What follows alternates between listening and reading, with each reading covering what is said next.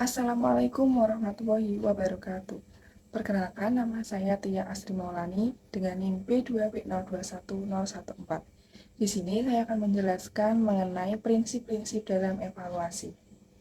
Adapun materi yang akan saya sampaikan yang pertama yaitu prinsip-prinsip dalam penilaian secara objektif, yang kedua sasaran penilaian evaluasi, dan yang terakhir objek penilaian evaluasi. Prinsip-prinsip dalam penelitian secara objektif.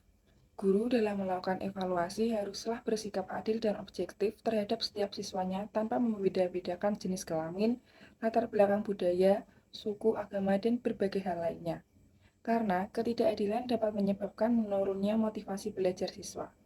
Objektif adalah penilaian guru yang didasarkan pada prosedur dan kriteria yang jelas tanpa dipengaruhi subjektif guru atau penilai. Penilaian bersifat adil, tidak menguntungkan atau merugikan peserta didik karena berbagai perbedaan suku, budaya, agama, status sosial, gender, dan ekonomi siswa tersebut. Yang dimaksud prinsip adil dan objektif seorang pengajar ialah semua peserta didik harus diperlakukan sama tanpa pandang bulu, hendaknya bertindak secara objektif dan sesuai dengan kemampuannya, sikap like and dislike, perasaan, keinginan, dan prasangka yang bersifat negatif harus dijauhkan, dan yang terakhir evaluasi harus didasarkan atas kenyataan yang sebenarnya, bukan hasil manipulasi atau rekayasa. Materi selanjutnya adalah sasaran penilaian evaluasi.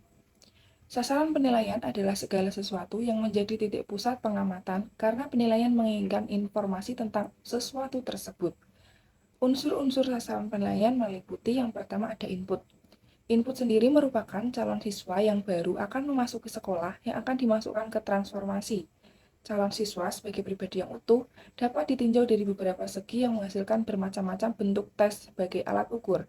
Adapun input meliputi yang pertama ada kemampuan, kepribadian, values, dan intelijensi. Yang kedua ada transformasi. Transformasi merupakan sebuah metode, media, kurikulum, pendidik atau peserta didik, dan sistem administrasi yang masing-masing merupakan sasaran dari evaluasi yang berada dalam lingkup transformasi.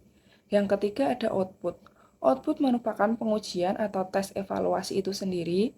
Dalam hal ini adalah soal-soal evaluasi yang menjadi salah satu sasaran evaluasi. Ada objek penilaian evaluasi. Objek penilaian adalah segala sesuatu yang menjadi titik pusat pengamatan karena penilai atau biasa disebut tester menginginkan informasi tentang objek yang dinilainya. Dalam objek penilaian evaluasi meliputi yang pertama ada aspek kemampuan.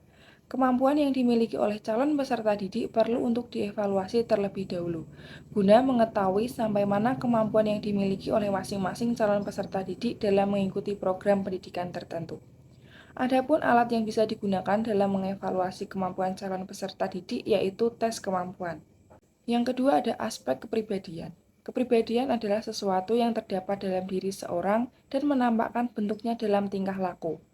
Sebelum mengikuti program pendidikan tertentu, para calon peserta didik perlu terlebih dahulu dievaluasi kepribadiannya. Aspek yang ketiga yaitu ada aspek sikap.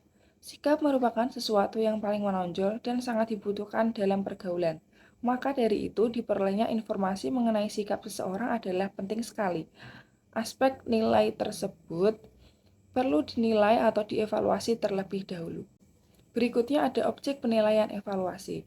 Dalam objek evaluasi pendidikan meliputi yang pertama kurikulum atau materi pelajaran, yang kedua metode mengajar dan teknik penilaian, yang ketiga ada sarana atau media pendidikan, yang keempat ada sistem administrasi, dan yang terakhir yaitu guru dan unsur-unsur personal lainnya yang terlibat.